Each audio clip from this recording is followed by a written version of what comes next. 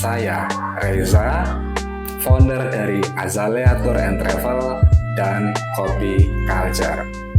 Keseharian saya sebagai seorang pengajar atau dosen di salah satu universitas ternama yang ada di Kota Surabaya dengan prodi destinasi pariwisata. Mungkin teman-teman sudah tidak asing ya dengan saya di channel saya About Socio Culture yang biasanya membahas mengenai otomotif, mengenai hobi yang lain, ataupun unboxing, ataupun perjalanan wisata yang lain. Kali ini kok hadir dengan setup yang berbeda ya, karena saya tidak bisa memungkiri bahwasanya hobi saya ini memang hobi yang bisa dikatakan baru.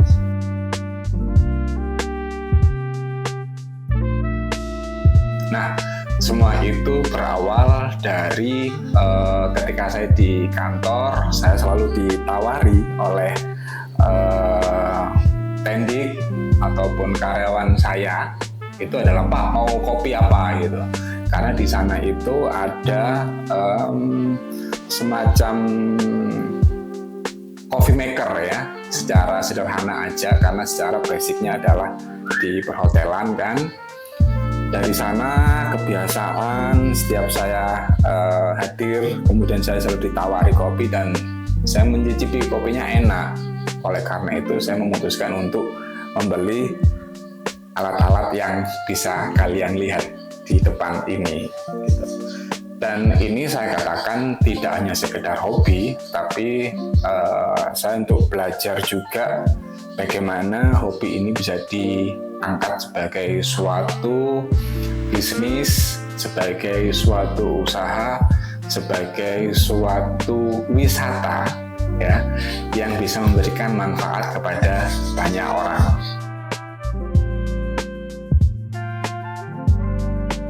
Nah, apa sih yang menarik dari kopi culture ataupun konsep yang ditawarkan? Yaitu adalah konsepnya dibuat seperti slow bar ya teman-teman ya. Jadi kalian bisa datang ke sini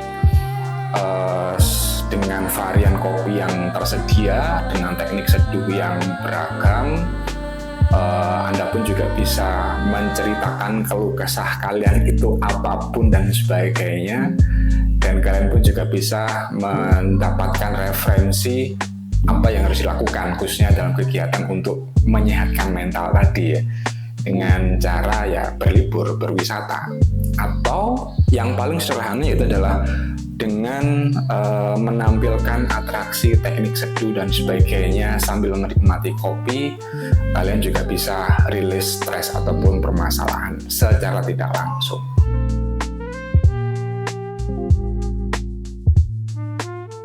Ya, sebenarnya bisa dikatakan awam ya, ataupun saya tidak terlalu ahli dalam membahas mengenai kopi gitu. Tetapi saya memiliki basic dan kecintaan ataupun antusias yang cukup tinggi untuk membahas mengenai perkopian atau bisa dikatakan dengan hobi baru.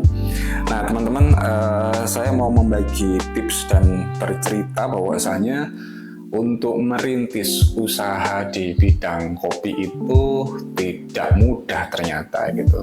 Ada banyak hal yang perlu dipertimbangkan, ada perlu banyak hal yang butuh dipikirkan gitu ya. Salah satunya itu adalah mengenai dari penggunaan alat-alat, kemudian beans ataupun kopi yang dipakai, teknik seduhnya seperti apa, kemudian kesesuaian daya listrik ataupun apa daya beli dan sebagainya ya untuk para teman-teman di rumah itu seperti apa. Itu menjadi pertimbangan yang perlu diprioritaskan. Kenapa? Ya saya sampaikan bahwasanya mungkin kita bisa membeli, tetapi kita tidak bisa memaintain satu. Atau kalau nggak gitu, kita bisa membeli, tetapi alat-alat di rumah mulai dari daya listrik di rumah kita tidak support.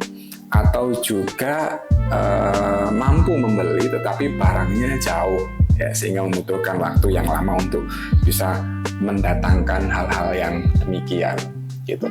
Dan Kemudian itu masih satu ya, masih mengenai jenis barang, termasuk juga tentang spesifikasi kebutuhan kalian apa itu. Jadi yang saya rasakan jangan sampai kalian boros, nggak tahu apa fungsinya tapi tetap dibeli ya. Apakah itu terjadi kepada saya? Jelas gitu. Ada beberapa hal yang karena ketidaktahuan saya salah membeli barang, sehingga di situ saya perlu banyak belajar lebih dan sharing pada teman-teman ahli yang sudah lebih dulu. Nah, pada akhirnya sebenarnya kehadiran dari Kopi Culture ini tidak ingin membuat ribet untuk ngopi, tapi ingin berbagi pengalaman, ingin memberikan wadah untuk merilis stres dengan menggabungkan konsep ngopi dengan wisata. Yang berikutnya adalah pahami juga teman-teman atau kalian semua itu beli itu untuk apa gitu ya.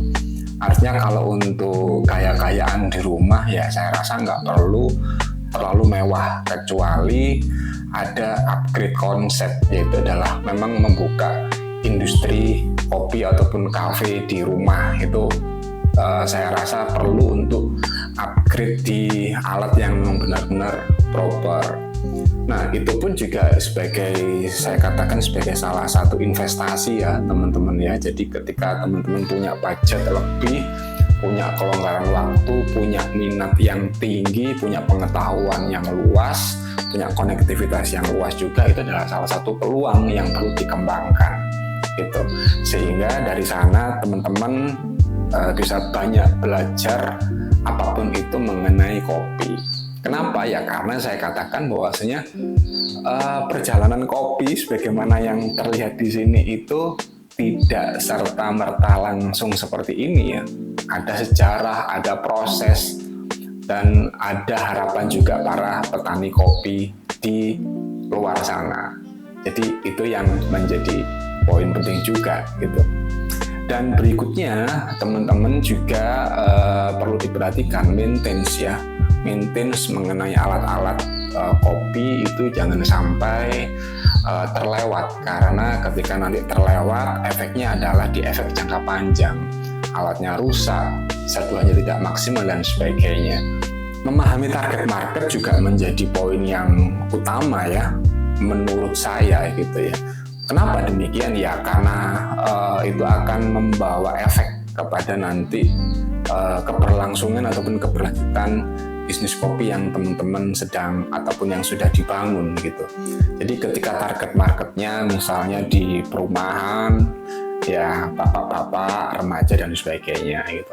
Kalau target marketnya khusus bapak-bapak ya manual brew contohnya seperti kopi tubruk itu yang paling pas untuk menjangkau pasar.